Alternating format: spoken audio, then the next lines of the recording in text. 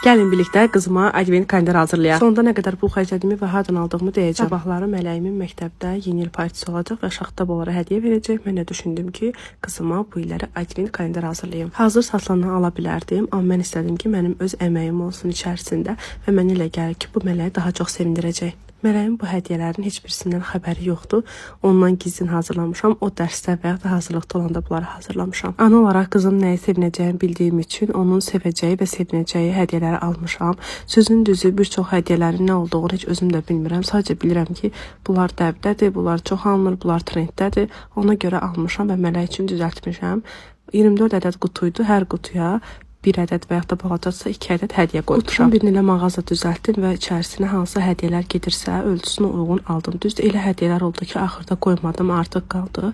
Gördüm ki, yerləşmir. Misal üçün o qələmlər, onun əvəzinə güzgü qoydum. Hər birisini ayrı-ayrılıqda hədiyyə ilə doldurdum, qutuları düzəltdim və yığdım öz hədiyyə paketinə. Hədiyyə qutusu daxil, yəni advent kalendarın özü daxil, bütün hədiyyələr daxil, hər birisinə 38 manat pul vermişəm və bütün bunların hər birisini rebusdan almışam.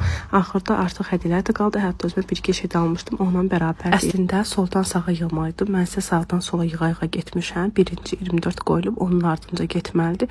Düzü, sıralama düz getsə də, amma sağdan sola qoymuşam.